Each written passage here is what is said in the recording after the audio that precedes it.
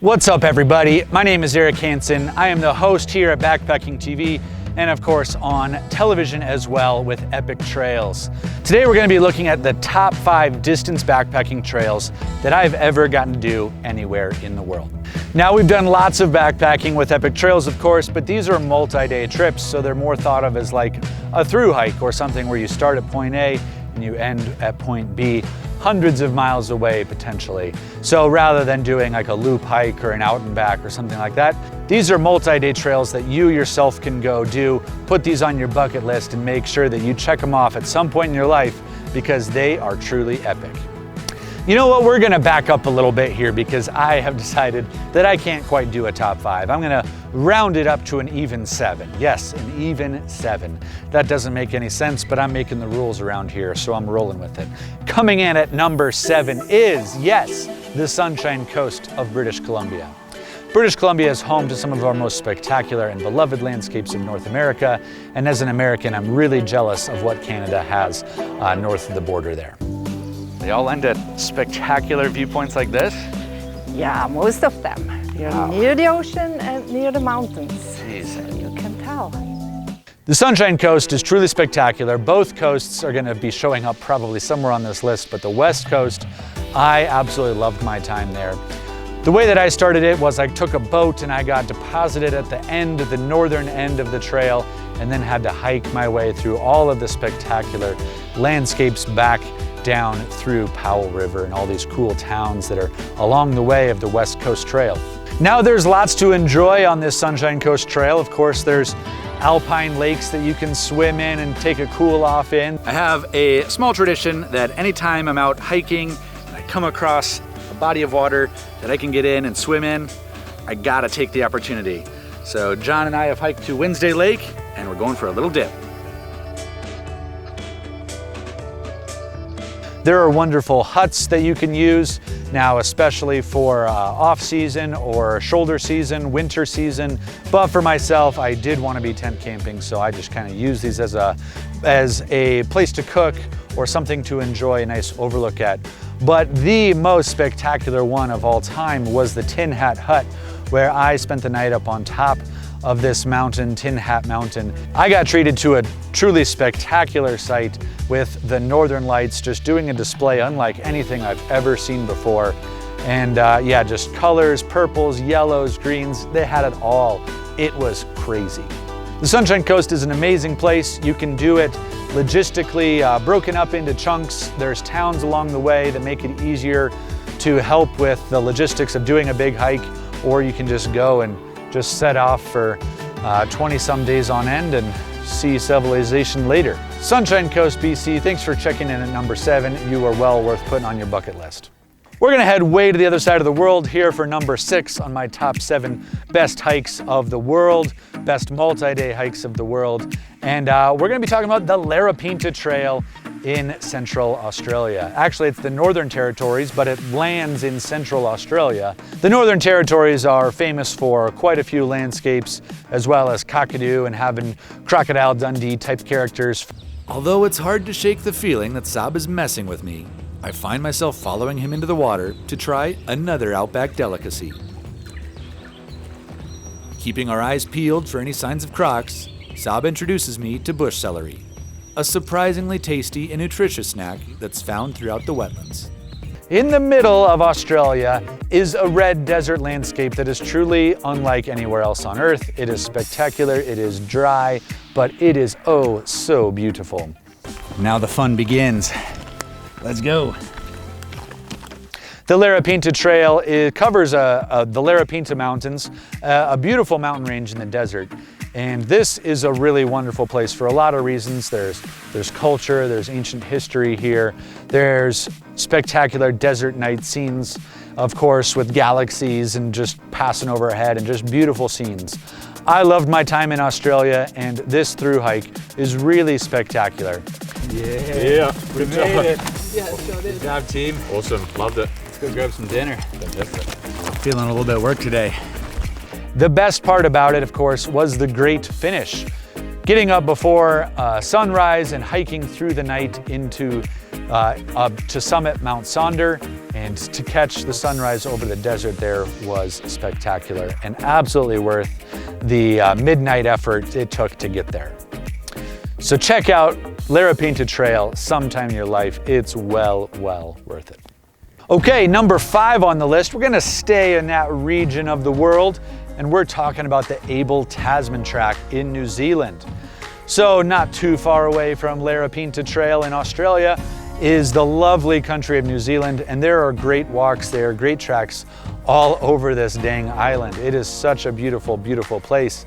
And you know, when I'm thinking of New Zealand, I'm really thinking of some of the crazy mountains that are out there, and there are insanely beautiful mountains. But what you don't necessarily know is that there is Golden Shores coastline with epic blue waters and dolphins swimming, and it just feels like a magical wonderland for you to backpack. So we've reached the Awaroa Inlet, and we're lucky that we're here at low tide. The tide's always going out for 1 more hour, but we should be able to have a go at it. We're going to get our feet wet a little bit because it never goes out completely.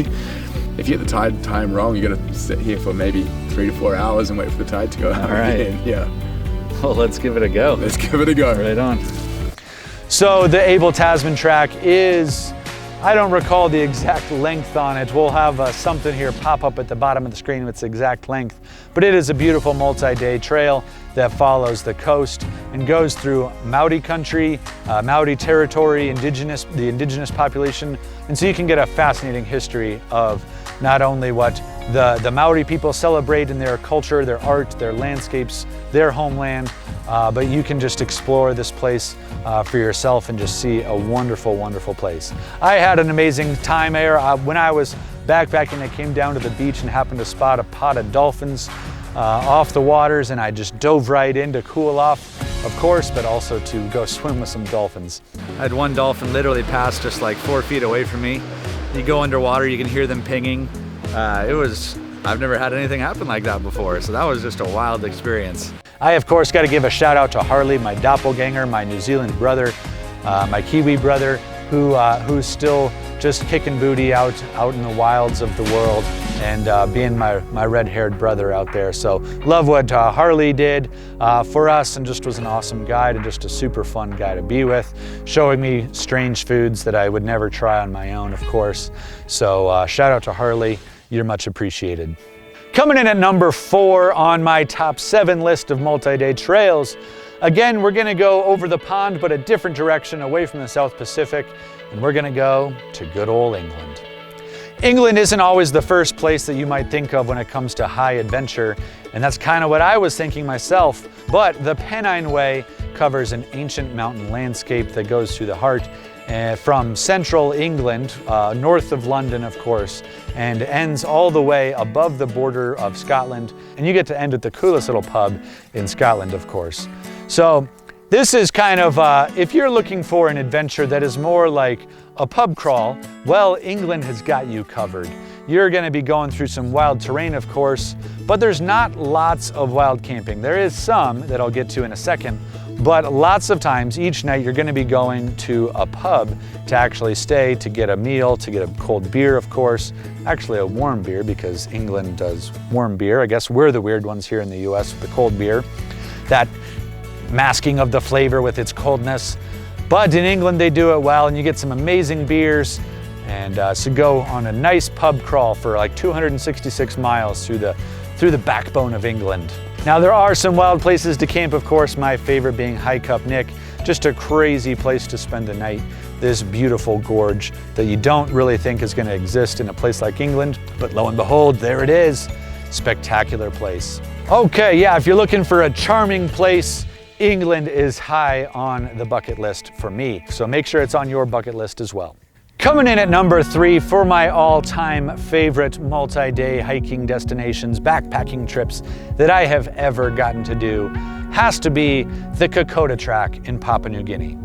Papua New Guinea is home to some of the most beautiful, colorful, vibrant culture I have ever seen. The people of Papua New Guinea are amazing, so beautiful, so hospitable, and I just, from a cultural standpoint, couldn't have had a better experience. And it truly stands out to me as one of the most remarkable times I've ever had of any travel, backpacking, or hiking experience.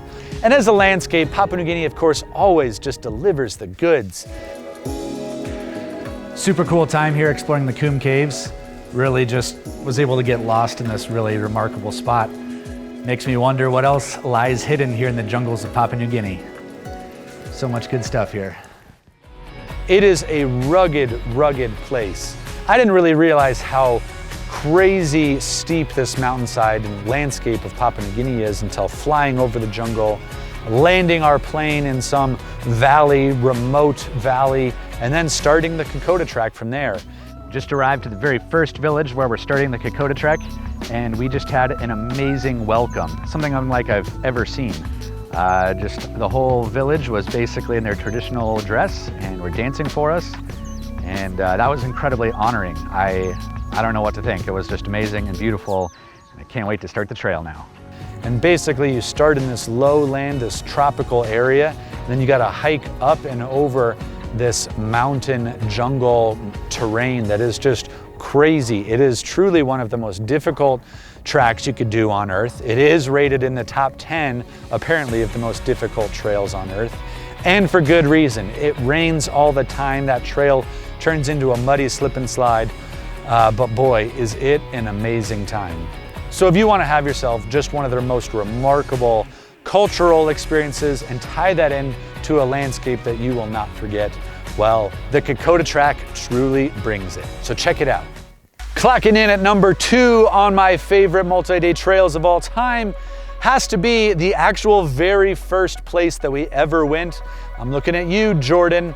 The Jordan Trail actually is remarkable for so many reasons. Again, the culture, the landscape, just like Papua New Guinea, Jordan has it. And I just loved my experience. I'd never been to the Middle East before and found it to be such a warm and hospitable place yet again.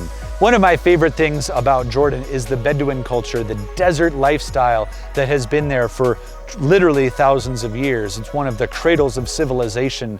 Hiking in a foreign country, when you get to see how other people are living and seeing living conditions and interacting with people, especially being able to hike with locals because you have hours on end with somebody from a different country to just talk and converse in a way that you couldn't get to know somebody sitting in a room. Now, what was once just ancient trails and pathways that were connecting smaller regions, of course, have now been linked together to create the Jordan Trail. And you can go hike this 400+ mile trail. It goes from the point where Syria, Lebanon, Israel all kind of come to a point and meet, and goes all the way down to Egypt at the Red Sea. So you can finish the trail like I did by taking a dive into the Red Sea. Don't be fooled though, I almost broke my foot out there diving in. Actually, that sandy beach is a little bit rocky as soon as the water starts, so don't make my mistake. Actually, just kind of walk in, maybe not dive in. Could have really hurt myself there. The tea of Jordan, the food, the people, the language, the desert landscapes, it's got some of the most remarkable places on Earth. Wadi Rum Desert is crazy. If you've ever seen any Star Wars movie, they film in Wadi Rum, and it is a Martian-like landscape, just desert towers with orange sand. The place is crazy, and yes, you can backpack through it, and I highly recommend it, and also maybe stay at a Bedouin camp or two, where you will get the most choice chicken cooked underground you could ever ask for.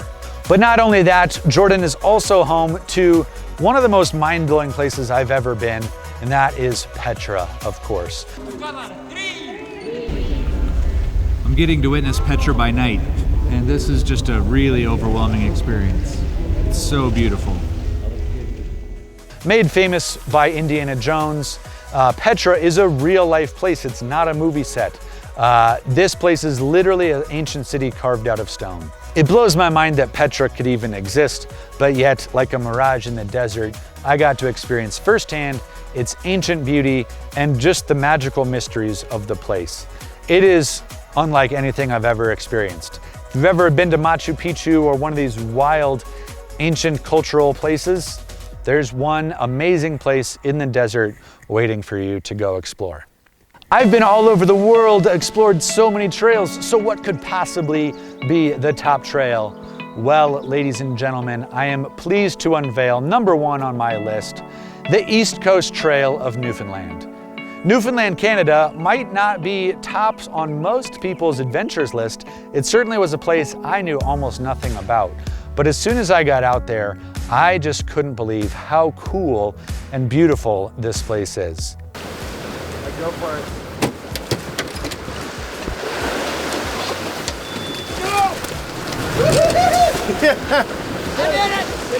Newfoundland is extremely far east, way more far east than I had thought as a North American looking at the map of North America, but it's basically halfway out in the ocean, all the way practically to England. The East Coast Trail is staggeringly beautiful. There is so much water. There are literally waterfalls pouring off the shelf of North America and into the ocean all over the place. The people of Newfoundland are so kind and inviting as well. That's kind of a theme here for a lot of my trails, is that the people make up so much of an experience. So I'm learning a little bit about the culture of music and how that influences life here in Newfoundland. So I'm at the Sullivan Songhouse and getting to participate in a kitchen party.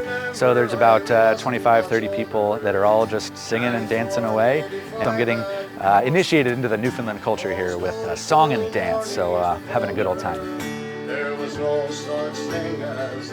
And there it's no different. The people of Newfoundland are so warm and funny and just wonderful people to be around. I had an experience that just capped off what I loved so much about it, but as we were wrapping up filming and hiking, of course, Rick, the boat captain, it was my birthday, he decided to take me out for a birthday surprise and happened to do some cold water diving down about 100 feet below the water, picked up the scallops, big as my head almost, and gave me the biggest medallions, beautiful steak that I could have asked for. There you go, man. Happy birthday. How did you find this down there? That's amazing. All right. Woo! There it is, man. It's all yours. That's all mine. It's just the craziest birthday gift ever. Newfoundland truly surprised me. I just loved my experience. It is beautiful up there. I was up there in the fall. It was a really good time of year. If you go there in the spring, you'll see glaciers and icebergs floating in the ocean, whales, of course, that come up to feed, and it's just a mind-blowing place. So there you have it, my friends. Newfoundland rounds out the top 7 of my favorite epic trails that I've ever gotten to backpack, and that is a worldwide list. So use this to fuel your bucket list and make sure that you check these off sometime in your life. Seize the day, my friends, and go get out there and explore these places. If you like this video, please like and subscribe to our channel here.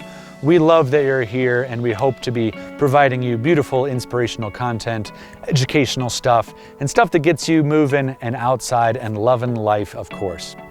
If you do have any thoughts on my list here, please give a comment, maybe something that's your top trails list that you've ever been on. Leave that in the comments below. I'd love to hear what you think about the list here. And of course, stick around for more. We have more amazing stuff coming your way. I'm Eric Hansen. See you later. For the lovely shores of Newfoundland, I've traveled